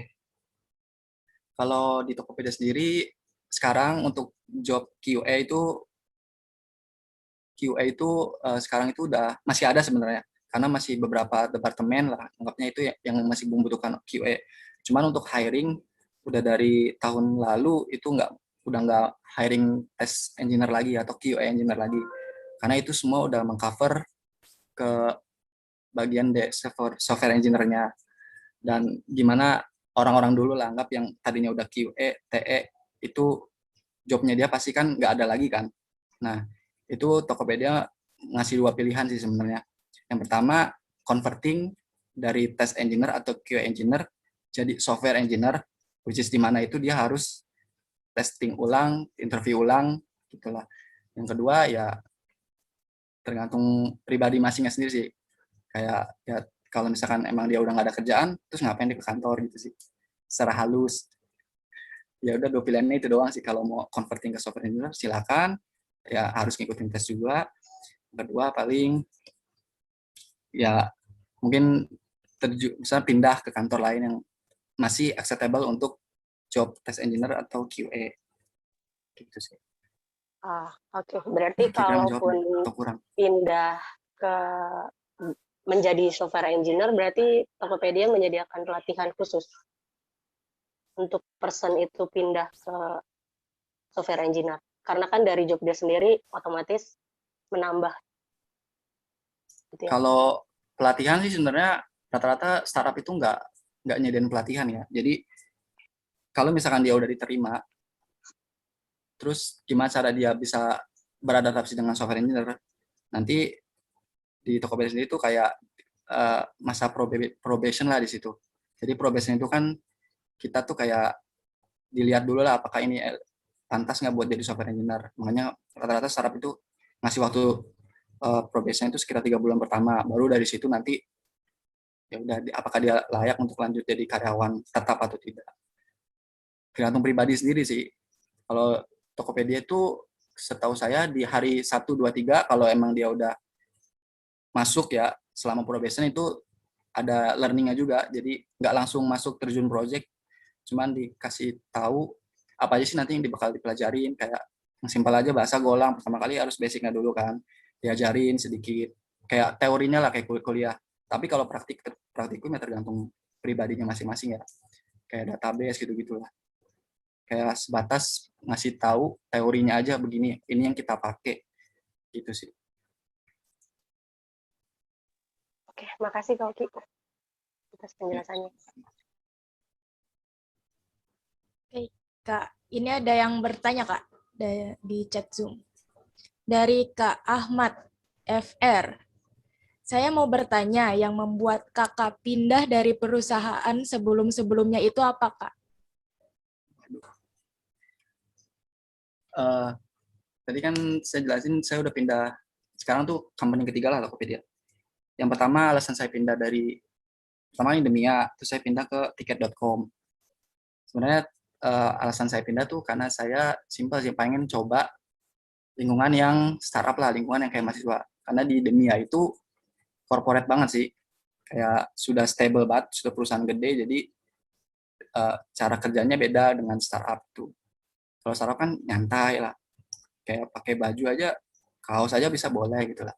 Terus kerja pakai sendal gitu. Ya masuk tetap pakai sepatu, cuman pas di ruang kerjanya pakai sendal gitu. Kayak lebih nyaman. Tujuannya sih itu.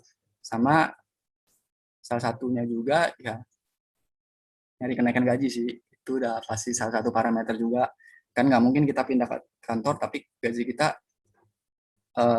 lebih rendah dari kantor sekarang gitu. Ngapain gitu. Atau sama pun aja masih mikir kan. Kalau kenaikannya sesuai apa yang kita mau ya kenapa nggak pindah gitu. Cuan sih, nyari duit. Oke, Kak. Terus kenapa saya dari tiket.com pindah ke Tokopedia? Sebenarnya nggak ada niatan sih saya pindah ke sana. Cuman terakhir itu saya dikontak sama HR Tokopedia ya. Mungkin dari LinkedIn ya. Jadi dari sana itu mungkin dia ngeliat profil saya, terus akhirnya di read saya, akhirnya dijadwalin untuk tes dan untuk interview. Jadi kalau untuk dalam pekerjaan salah satu yang paling membantu untuk orang atau HR tahu itu ya LinkedIn-nya itu sih. Kalau LinkedIn kita bagus, terus nanti dicari sama orang gitu. Saya nggak daftar sendiri Tokopedia, tapi HR-nya sendiri yang nge-read saya. Padahal saya tuh kondisi di mana saya masih probation di tiket.com. Tapi kalau karena saya udah menjalani tes dan pas saya di akhirnya nego lah ya, udah berhasil, maksudnya udah selesai interview itu saya nego, saya mau naik gaji itu sekian gitu. Kalau nggak sekian saya nggak mau, ya udah. Pas dapat informasi kalau saya disetujui, udah saya pindah sih. Karena duit lagi sebenarnya. Oke, Kak. Itu alasannya ya. Terus ada pertanyaan lagi dari Ibu Nurmaya. Katanya gini, saya mau nanya, pasti data Tokopedia sudah termasuk big data. bagaimana mereka mempertahankan proses transaksi tetap berjalan dengan cepat walaupun mereka harus melibatkan banyak informasi. Oke, gimana Kak? Dosen nih. Sebenarnya kalau case yang sekarang nih ya, data yang sudah besar itu kita nyimpennya untuk data-data yang kayak gede gitu itu pasti di BigQuery kan. Kalau data-data yang sekarang ada, otomatis kan masih tetap di database kita kan Postgre. Tapi kalau data yang melakukan processing untuk analis untuk data itu kita taruhnya di Google Cloud Platform lah. Jadi ada database punyanya Google, kita taruh di sana. Nah, untuk prosesnya sendiri, nah itu sebenarnya jadi bottleneck sampai sekarang sih. Karena makin ke sini kan otomatis latency yang ada di Tokopedia pasti makin tinggi kan. Karena datanya pertumbuhan semakin banyak. Nah, cara filterisasinya itu bisa pakai waktu sih sebenarnya. Jadi kalau di departemen saya sih untuk filterisasinya itu nggak dari awal banget gitu. Karena behavior yang kita mau dapetin kan nggak perlu dari awal banget, tapi dari beberapa bulan atau beberapa tahun terakhir aja. Nah, itu salah satu yang bisa men-save cost kita juga. Kalau misalnya kita mau select banget dari awal, itu pasti udah bisa sangat berat kan. Nah, belum lagi kalau misalkan data yang emang harus di select dari awal kayak user gitu ya, atau buat analisa. Nah, itu salah satu proses tadi sebenarnya indexing sih. Indexing itu kayak daftar isi aja. Jadi nggak perlu nyari kemungkinan semua data yang ada di database, tapi merujuk pada daftar isi itu aja sih. Sebenarnya itu sih. Kalau untuk analis sendiri atau data analis, saya kurang tahu gimana cara handle yang mereka sih. Yang saya tahu paling handle yang bagian backend saya aja gitu. Nah, kalau analis kan udah pasti pakai BigQuery kan, dan semua datanya itu dipus ke dalam Google Cloud Platform itu. Gitu sih. Kira menjawab nggak ya? Oke, terus ada pertanyaan lagi Kak dari Kak Balindra Argia. Katanya gini, saya mau bertanya Kak, selama di Tokopedia, apakah pernah Kak Oki membuat kesalahan? Jika iya, bagaimana Kak Oki menghadapi kesalahan itu? Oke. Manusia tuh nggak luput dari kesalahan lah. Asal jangan melakukan kesalahan lebih dari dua kali dengan yang sama. Itu bukan manusia sih. Itu keledai kan. Kalau melakukan kesalahan, pasti sih pernah. Kayak contohnya apa ya waktu itu? Bikin suatu aplikasi mati. Mati pernah nggak? Ya, server mati gara-gara fitur yang baru naik itu menyebabkan suatu anomali di server. Itu pernah melakukan hal itu. Yang kedua paling pernah melakukan lagi data yang salah. Jadi pas fitur baru data ini tuh harus begini. Tiba-tiba pas udah naik, pas udah live di production gitu, tiba-tiba datanya wah salah gitu. Itu kan pasti merusak semua sistem kan. Karena kita mainin microservice, jadi satu service aja yang ada yang anomali itu pasti service lain itu pasti terjadi suatu anomali juga, ikut juga anomali. Terus cara handle-nya gimana? Nah, kalau untuk cara handle-nya tersendiri, di Tokopedia itu ada namanya CI/CD ya, Continuous Improvement, Continuous Integration, Development apa ya? Nah, jadi situ tuh udah pakai Jenkins lah kita. Kalau misalkan ada anomali, jadi kita tuh mainnya tuh bertahap. Kalau ada suatu fitur baru, kita nggak langsung naikin atau naikin fitur ke dalam produksinya itu semua server gitu. Kita coba dulu nih, namanya beta server. Nah, kalau misalkan di beta ada anomali, itu nggak impact langsung ke aplikasi yang sekarang ada gitu. Nah, kalau misalnya itu anomali, kita langsung bisa abort ya, maksudnya gagalin. Nah, ada case juga yang ketahuannya baru di production, itu kan bisa terjadi gitu. Kalau mungkin karena pas di betanya nggak terlalu detail untuk mengeceknya. Nah, cara handle-nya gimana? Kita revert. Jadi makanya tadi yang GitHub itu kan penting. GitHub itu untuk versioning kan. Kalau ada fitur baru otomatis fitur version naik kan. Jadi naik satu angka lah.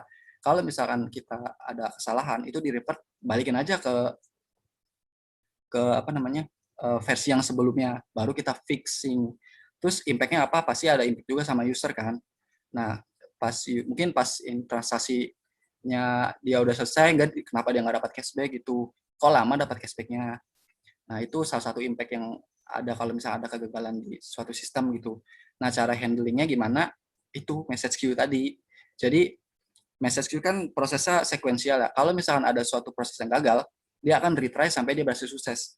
Kalau misalkan kita nggak pakai message queue, kita langsung aja lah nge-hit API-nya gitu lah. Itu kan kalau dia ada gagal, user akan terdampak juga kan. Nah, maka dari itu kita semua proses di belakang, sinkronis proses. Jadi kalau emang kita ada kenapa-napa sama sistem kita, ya udah si user itu nggak bakal ngalami secara langsung, tapi proses di belakangnya mungkin agak lambat.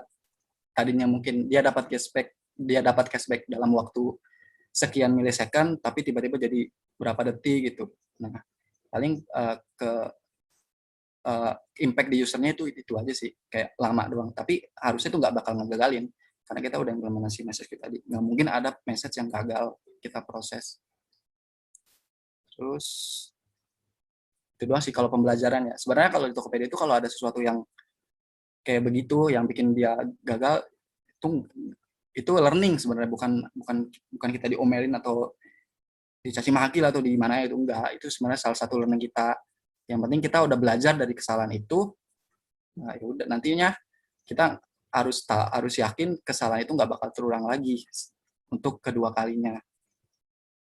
Namanya startup ya, maksudnya orang-orangnya juga orang-orang nyantai, terus cara kerjanya nggak corporate banget gitu. Kalau untuk kesalahan itu ya bukan diomelin, tapi sebagai pembelajaran kita aja gitu sih.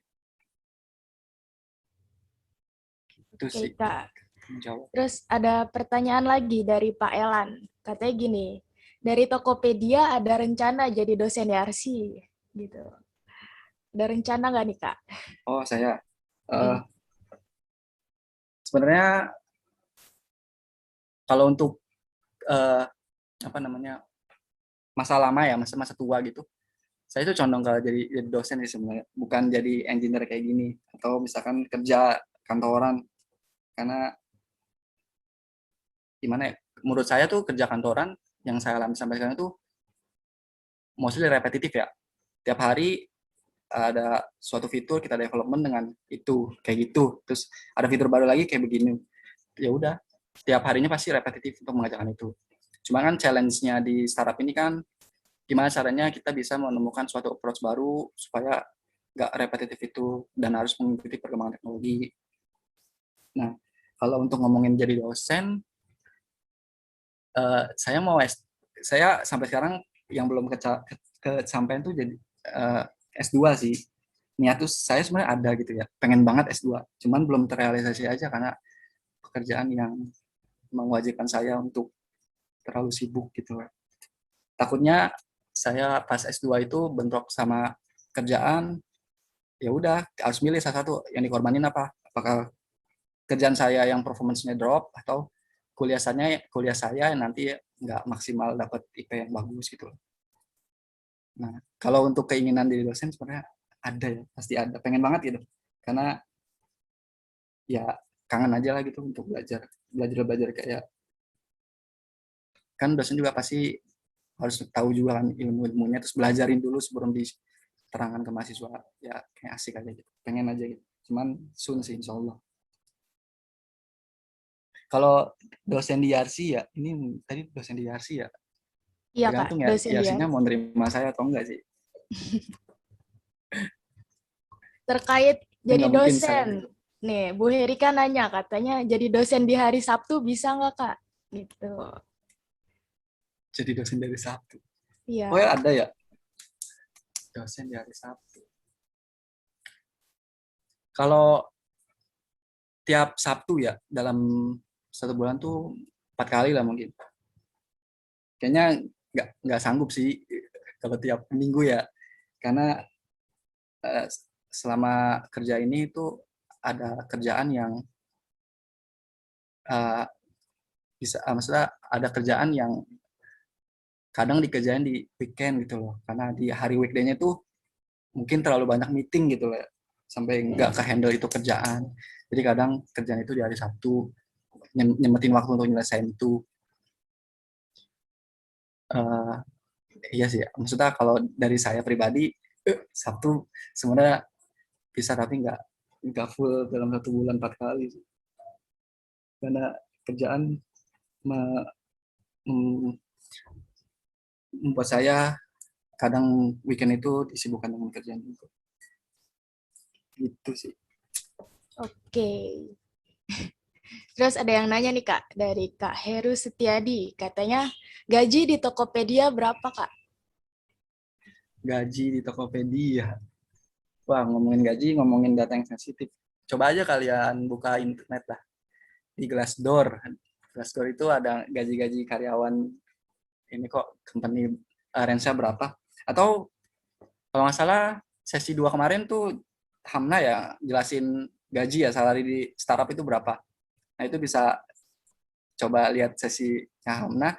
Kalau nggak salah itu ada bahas range salary. Nah, mirip-mirip lah. Kan yang di-share juga salary yang ada di salah satu company unicorn kan, yang mungkin nyerempet lah. Kalau range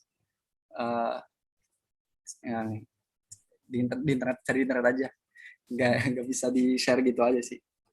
Tapi kalau dibilang gede, ya gede. Kenapa gede? Sesuai sama tanggung jawab dan kerjaannya itu sih. Oke, jadi untuk gaji bisa dicari di internet. Di Glassdoor tuh ada tuh. Iya. Oke, terus ada yang nanya dari Pak Lang. Katanya gini, Kak Oki, tanya dong, bagaimana caranya menyesuaikan diri ketika pertama masuk kerja? Soalnya kan beda antara ilmu di masa kuliah dengan dunia kerja. Gimana tuh, Kak? Oke. Cara menyesuaikan diri itu sebenarnya tergantung company-nya ya. Company-nya itu orang-orangnya itu enaknya untuk diajak kerjasama. Misalkan saya nih anak baru masuk company ini, otomatis kita awam kan, nggak tahu apa-apa nih. Yang pasti kita harus pelajarin kan, baca dulu dokumennya, apa aja sih arsitektur yang kita pengen pakai, terus gimana cara kita nyelesain suatu kerjaan itu. Nah, yang pertama paling caranya itu adalah komunikasi sama tim ya, maksudnya diskusi lah sama membernya, minta ajarin gitu. Ya itu tergantung timnya tersendiri sih. Kalau misalkan case worst-nya kita dapat tim yang orang sombong gitu, nggak mau ngajarin gitu, ya itu balik lagi ke diri sendiri sih.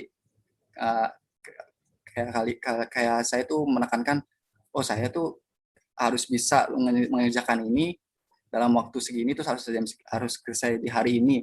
Otomatis saya harus pinter-pinter cari sumber lah ya, bisa dari internet, bisa dari mungkin presentasi-presentasi yang pernah di-share sama itu perusahaan. Nah, sebenarnya dari situ sih. Terus salah satu saya pertama masuk ke kerja itu di dunia itu orang-orang di departemen saya itu orang-orangnya rata-rata orang-orang lulusan universitas gede-gede ya, UI, UGM, TS gitu-gitulah. Dan saya awalnya minder gitu kan, oh kok saya anak IASI bisa masuk sini ya, ternyata yang lain itu lulusannya itu gede-gede gitu, maksudnya dengan universitas ternama. Kadang kalau misalkan mereka men-share perkuliahan mereka, saya diem gitu loh, oh ternyata UI begini, UGM begini. Tapi di situ balik lagi, toh saya bisa masuk kerja di sini loh, berarti kan saya bisa berkompetisi sama universitas yang gede lagi tadi.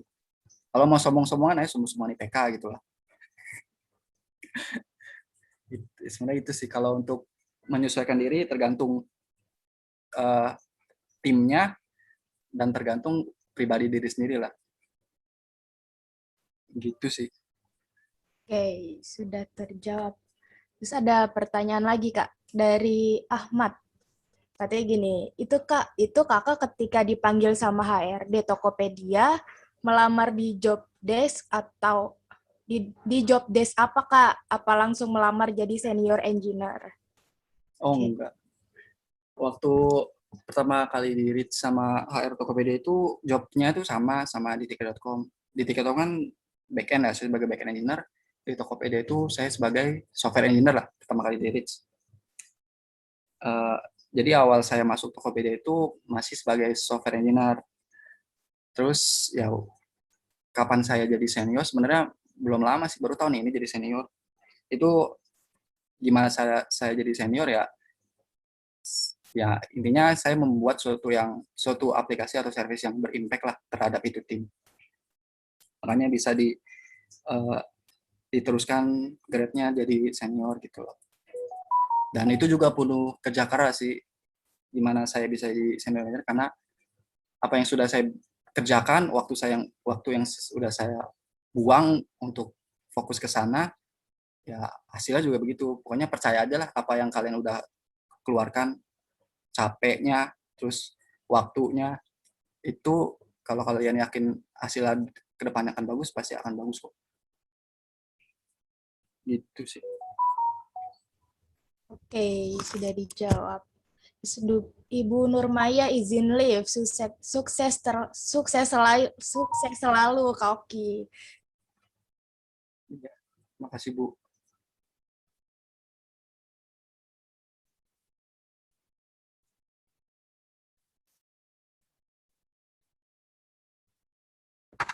Dian mic-nya ke mute. Oh iya, oke. Ada pertanyaan dari Kak Siti Khairunisa. Gini, halo Kak Oki, apakah di Tokopedia ada role pekerjaan seperti desain database? Boleh tolong dijelaskan, dan aku mau tahu dong, apakah di Tokopedia menggunakan Agile Development? Bolehkah ceritain sedikit dengan Agile di Tokopedia? Buat role pekerjaan database design. Kalau khusus database design sih nggak ada ya. Database design itu nggak ada. Adanya database engineer sama database administrator.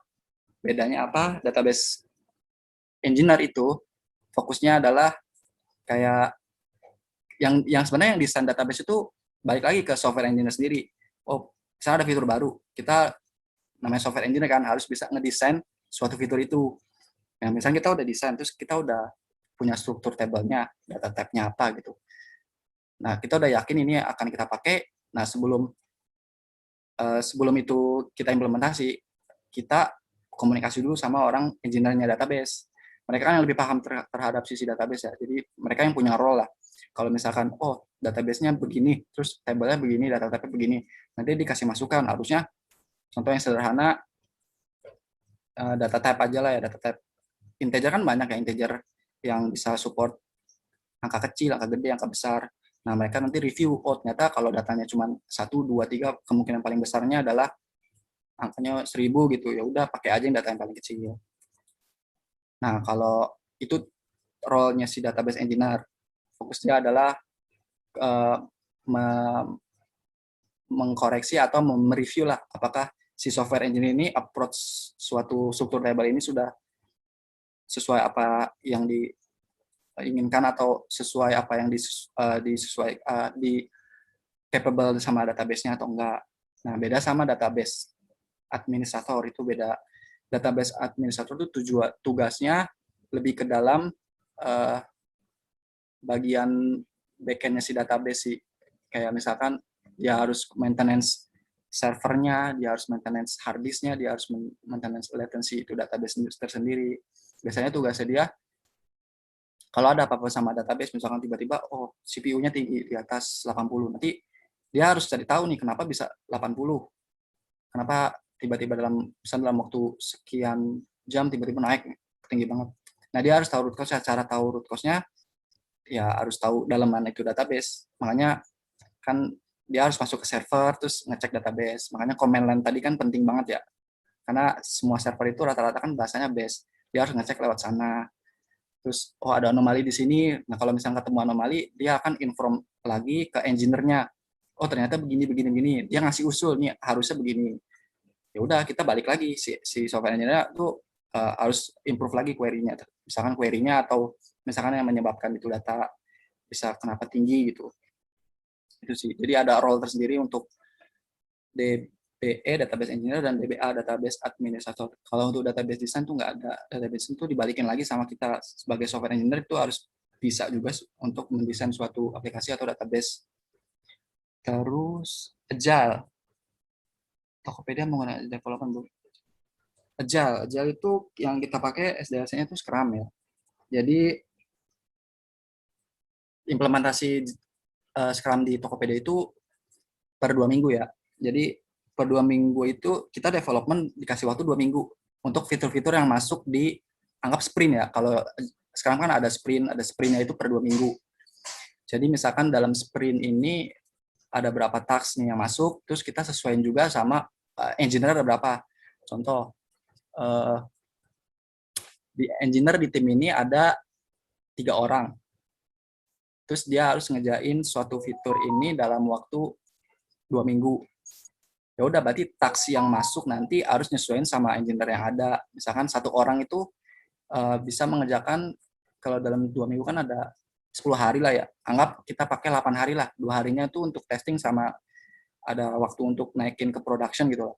Kita pakai 8 hari. Jadi ada 3 orang berarti dalam satu sprint itu bisa eligible 24 poin lah ya. Nanti disesuaikan sama task yang masuk. Kalau misalkan task yang masuk itu lebih sedikit dari kemampuan engineer-nya, misalkan tadi 24 poin kan, ya udah. Nanti cari, bukan cari, tapi kayak nambah task lagi supaya bisa mengcover itu. Kalau misalkan kelebihan, ya udah dikurangin, harus sesuai sama tuh story point tadi kalau namanya di Scrum. Nah sebenarnya gitu sih, pokoknya yang kita pakai sprintnya itu berjalan 2 minggu, beda-beda sih, ada yang seminggu, ada yang 2 minggu, ada yang 3 minggu sekali dia baru ngulang sprint lagi. Pokoknya tas-tas yang masuk tuh sesuai sama sprintnya. Jadi misalnya hari minggu pertama di hari Senin itu tas-tas baru pada masuk, sampai 2 minggu kemudian hari Jumat itu udah pada kelar. Lanjut lagi di 2 minggu selanjutnya, begitu repetitif. 2 minggu sekali tas masuk ngejain, 2 minggu sekali tas masuk ngejain. Gitu sih, semoga menjawab. Ica. Oke. Ada pertanyaan lagi, Kak. Dari Kak Idam Mansyah Awalu. Katanya gini, saya mau nanya dong, Kak. Saya kan pengguna Tokped. Kalau aplikasi dalam sistem update, kan ada pemberitahuannya. Akan tetapi sistem dalam Tokped tidak ada kendala sama sekali. Apa sih metode yang digunakan ke dalam sistem tersebut? Oke. Nah, tetapi sistem dalam kode itu tidak ada kendala sama sekali. Saya kan punya Tokped kalau oh, maksudnya kalau misalnya ada versi baru, versi yang lama tetap bisa gitu. Sebenarnya itu paralel sih. Jadi kalau untuk masalah aplikasi itu saya kurang tahu ya, maksudnya kurang tahu dalamannya bagaimana, karena itu yang handle bagian Android ya. Kalau saya kan back end ya. Kalau di back end sendiri kalau misalnya ada fitur baru gitu, ya paralel sih naikinnya. Jadi kadang mungkin dinaikin kan otomatis aplikasi kita tuh nggak mungkin disimpan di satu server aja kan, ada di berbagai server gitu. Udah untuk naikin versi baru ya kita mulai di server pertama, maksudnya paralel, terus server kedua, server ketiga sampai dia full deploy. Habis itu baru semuanya dikatakan stable untuk naikin versi baru. Kalau emang pas kita cek paralel itu udah sukses sih. Menjawab nggak ya? Soalnya kalau dari aplikasi sendiri saya kurang tahu proses si anak Android itu bagaimana ya, atau anak iOS lah ya, kalau untuk pemberitahuan. Harusnya nggak akan ada kendala sama sekali karena harus ada mitigasi plan-nya sama backup plan-nya sih.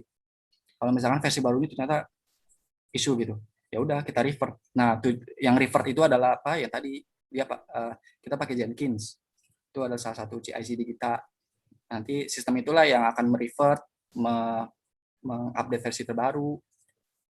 Gitu sih. Semoga menjawab. Oke, semoga menjawab. Ada pertanyaan lagi, Kak, dari bentar. Dari banyak banget pertanyaannya. Oke, dari Kak Ahmad Tanto.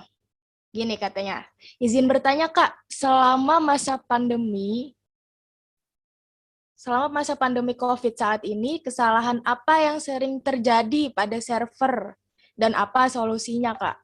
Karena dilihat banyaknya peminat untuk belanja di online. Bukan hanya kalau selama pandemi itu kesalahan yang sering terjadi karena kurangnya over komunikasi. Misalkan kita mau naikin suatu fitur tapi berimpact sama tim lain gitu. Nah, kita sebisa mungkin harus ngasih tahu mereka, oh, jam segini tim kami mau naikin fitur ini. Tolong pantau ya, tolong standby juga, takutnya ada apa-apa sama service kalian. Itu mungkin yang sering terjadi pas pandemi ya, karena kan online ya. Terus komunikasi juga harus disampaikan ke berbagai tim yang lain juga supaya mereka notice lah kalau kita tuh ada fitur baru gitu. Nah, umumnya sih yang paling sering terjadi karena komunikasi sih. Makanya komunikasi dalam suatu kerja yang online itu penting banget. Kalau emang bukan pandemi, kesalahan yang sering terjadi itu paling ya bugnya kecil-kecil lah. Misalkan salah set variabel atau misalkan salah nge-lock gitu. Paling gitu-gitu doang. Dan itu harusnya jarang terjadi. Karena di kita tuh udah punya betanya, punya kanarinya lah gitu intinya. Jadi nggak langsung naikin ke fully ganti version yang paling terbaru gitu. Langsung dites dulu lah, tes dulu supaya nggak impact sama aplikasi yang udah ada sekarang. Semoga menjawab. Oke, ada pertanyaan lagi nih Kak, dari Kak Adus. Katanya gini, bagaimana cara catching database agar nggak slow, Kak Oki? Cara catching database agar nggak slow. Hmm. Ini ininya apa? Teknikalnya nih. Kalau database nggak slow itu ya sebenarnya mainnya indexing ya. Nah kalau untuk catchingnya itu hubungannya nggak sama indexing sih. Jadi itu berbeda proses. Jadi kayak misalkan data-data yang statik yang nggak pernah berubah, ada baiknya nggak usah kita nge-hit database, tapi langsung aja kita nge-hit si catchingnya itu. Kita hanya nge-hit sekalinya aja. Terus sisanya ya udah catchingnya aja. Kalau untuk caranya kalau masalah teknikal ya pakai Redis sih sebenarnya agar nggak slow. Ya Redis itu salah satu yang powerful sih buat catching karena umum juga akan digunakan. Semoga menjawab. Oke, ada pertanyaan lagi nih Kak, dari Kak Andika Ferianto. Katanya gini, izin nanya Kak, motivasi Kak Oki sampai saat ini apa? Motivasi. Iya. Motivasi saya sederhana sih. Saya pengen banget jadi orang yang berimpactful banget ya ke Tokopedia. Maksudnya selama saya kerja, dari awal kerja, company apapun yang saya kerja di situ gitu, motivasi saya selalu sama, yaitu mau jadi orang yang sangat berpengaruh banget dalam itu perusahaan. Kan kalau saya udah berpengaruh, otomatis terkenal, dikenal, gaji nambah, ya begitu. Apalagi sampai mungkin saya ditunjuk jadi pembicara seminar gede itu Tokopedia. Oh itu membanggakan banget sih. Motivasinya sederhana, cuma pengen apa yang saya kerjakan sekarang di company apapun itu impactful sih, berpengaruh. Kalau sekarang tuh, kalau boleh jujur, saya hanya berpengaruh mungkin sama tim doang, tapi nggak banget sama Tokopedia gitu loh. Paling ya seberapa persennya sama Tokopedia berpengaruh gitu loh. Mungkin ya. Cuman pengen banget tuh berpengaruh sama Tokopedia. Jadi orang-orang Tokopedia tuh tahu saya gitu loh. Maksudnya kenal saya sama kayak misalkan orang-orang Tokopedia kenal William Tanuwijaya gitu. Tapi kan itu gede banget ya, susah banget, nggak mungkin lah. Tapi pengennya itu, motivasi itu supaya berimpactful aja sih. Oke, semoga terwujud Kak. Terus ada lagi pertanyaan satu lagi Kak, dari Ahmad. Katanya gini, saya mau nanya lagi Kak, Dari sekian banyak bahasa pemrograman yang kakak bisa, itu kakak dapat ilmu sampai bisa menggunakan bahasa tersebut dapat dari mana? Apakah kakak belajar sendiri sebelumnya atau dari pekerjaan kakak? Dapat dari mana? Iya. Yang pertama pasti dapat dari kuliah lah. Kuliah itu kan sederhana ya, maksudnya mau bagaimanapun bahasa pemrograman yang muncul sampai sekarang ini, kuliah itu nggak mengajari itu, nggak mengajari perbedaan bahasa pemrograman, tapi kuliah itu mengajari bagaimana logik pemrograman itu kan. Makanya ada pseudocode kan. Nah, yang penting kita tahu nih, alur si codingan itu nanti ke depannya gimana. Pasti mirip-mirip lah ya. Kalau misalkan kita udah tahu, udah paham flow-nya, udah paham konsepnya itu pemrograman, mau apapun bahasa yang muncul nanti, mirip-mirip. Yang beda paling sintaksnya doang. Cara belajar untuk menyesuaikan sintaksnya itu sebenarnya individual sih. Maksudnya belajar sendiri, bisa belajar dari kesalahan, bisa belajar dari internet, bisa belajar dari team member. Nah, yang paling berpengaruh ya sebenarnya Google ya. Kalau ada apa-apa, misalkan pengen tahu sintak ini kayak gimana sih di bahasa pemrograman ini, cari aja di Google. Cara nyetak ini di bahasa pemrograman ini gimana, pasti yang muncul kalau nggak Stack Overflow, ya kalau dari repository ya GitHub gitu. Nah, Stack Overflow itu mungkin di story browser saya itu yang paling sering dicari mungkin Stack Overflow ya, karena kita tuh pasti mengalami kesalahan dalam suatu codingan, itu wajar. Karena kita sebagai orang IT ya, bukan orang dokter ya. Dokter salah dikitnya mati. Kalau kita orang IT, kalau ada salah dikit ya nggak menyebabkan apa-apa gitu. Paling ya ada anomali doang dan itu bisa di-solve. Nah, kalau dokter ya kalau udah mati nggak bisa dibalikin. Kalau server kalau ada apa-apa ya bisa dibalikin gitu. Jadi jangan tahu salah sih sebenarnya. Salah itu wajar, asal jangan lebih dari sekali. Karena itu nggak wajar. Dan untuk sumbernya tersendiri Google sih. Google itu udah kayak kamus, ya kayak kamus, kayak tempat orang nyari hal yang salah jadi benar tuh di sana semua sih. Apalagi Stack Overflow itu sangat membantu banget. Pokoknya mikir aja, kita tuh apa problem yang kita alami sekarang itu selalu mikir bukan kita orang pertama gitu. Pasti orang-orang lain pernah mengalami gitu aja sih. Case-case yang sekarang tuh kayak gitu. Semoga menjawab. Oke, semoga menjawab.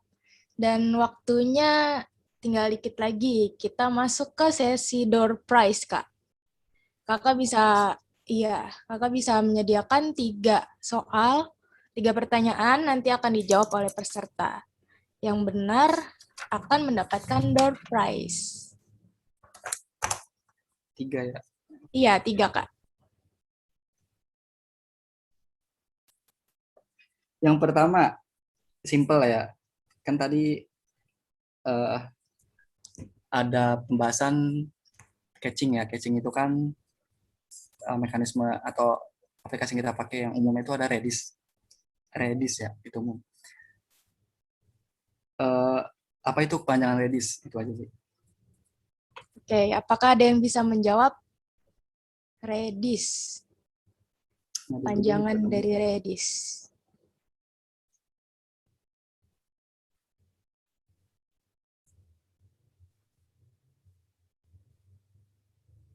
Oke, yang bisa menjawab bisa raise hand atau langsung on mic. Atau ya, dari chat, Kak. Dari Muhammad Malvino Rozi. Katanya remote dictionary server. Iya, betul. Oke, betul. Sama online kayak gini itu di internet banyak. Oke. Lanjut ya? Iya, lanjut. Pertanyaan kedua. Yang kedua itu ini. Tadi kita ngomongin bahasa pemrograman ya. Ada high level, ada low level. Low level itu kan ada 2, assembly code sama machine code. Machine code itu kan hanya bisa mengenali bahasa binary di 10, 10, 10. Pertanyaannya simpel sih. Kita kan selalu pakai angka desimal ya. 1 sampai N gitu, 1, 2, 3, 4, 5 gitu. Konversi dari angka 128 desimal ke binary kayak gimana? Bentukannya angkanya gimana? Oke, Nah, konversi. iya. Dari angka berapa tadi, Kak? 128. Desimal 128. 128. Ke binary ya, Kak? Yo, ke binary. Oke, yang bisa menjawab langsung di chat Zoom. Binary dari 128.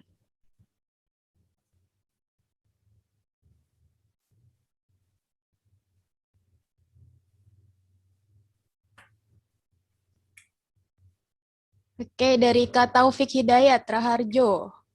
Berapa ini? Ada lagi dari Kak Andika Wirapraja. Oke, yang benar yang mana nih, Kak? Yang benar 10 juta. Ya, betul.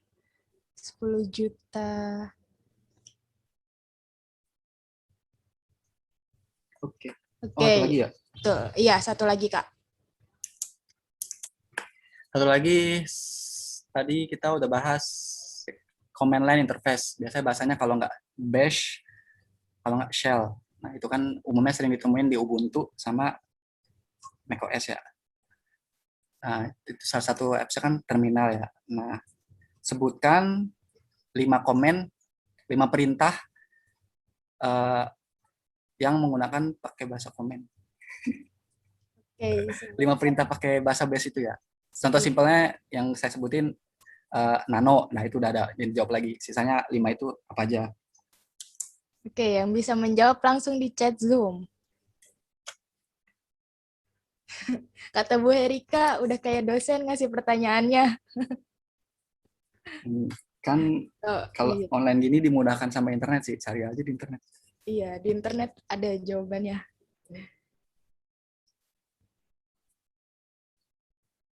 Oke, dari Kak Heru Setiadi. Baru 3, 4. Satu lagi.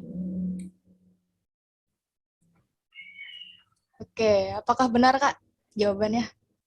Iya benar Oke. semua. Oke, selamat Kak Heru Setiadi. Oke, terima kasih untuk 3 orang tadi, Kak Heru Setiadi, terus Kak Taufik Hidayat, dan Kak Muhammad Malvino Rozi. Nanti bisa dihubungi oleh panitia untuk hadiah door prize-nya. Oke, mungkin itu saja. Terima kasih materi dari Kak Oki. Semoga ilmunya bermanfaat untuk para peserta. Terus sesi selanjutnya kita akan ada sesi foto bersama. Oke, jadi diharapkan untuk seluruh peserta menyalakan kameranya. Dan kepada panitia yang bertugas untuk sesi foto bersama dipersilahkan. Ya, terima kasih Dian.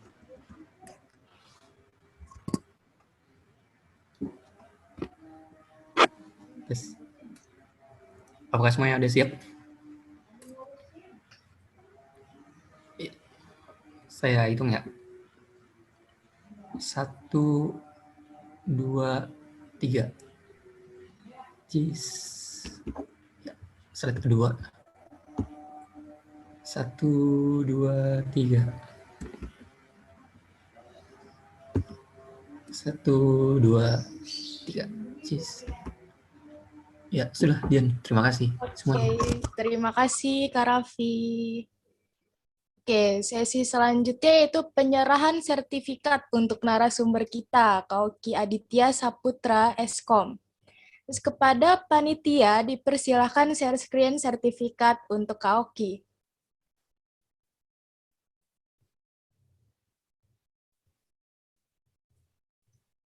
Oke, ini sertifikat piagam penghargaan untuk Kauki Aditya Saputra Eskom sebagai narasumber pada hari ini. Nama saya selalu salah ya. Nggak apa-apa. Oh ya, salah di huruf Y ya, Pak. Ki Aditya Saputra.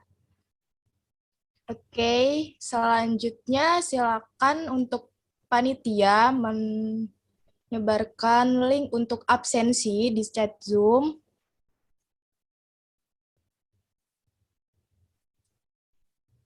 Oke.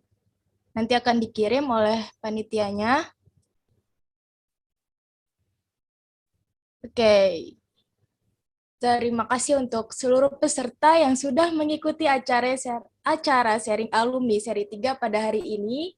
Semoga ilmu yang didapat pada hari ini dapat bermanfaat untuk kita semua dan menjadi motivasi untuk maju ke depannya. Kami mohon maaf yang sebesar-besarnya apabila ada tutur kata yang kurang berkenan di hati. Oke, sekian. Mari kita tutup bersama acara sharing alumni seri 3 hari ini dengan membaca Alhamdulillah. Alhamdulillah. Oke, sekian. Wabillahi taufiq wal hidayah. Wassalamualaikum warahmatullahi wabarakatuh. Waalaikumsalam warahmatullahi wabarakatuh. Terima kasih Kak Oki. Terima kasih Kak. Oke.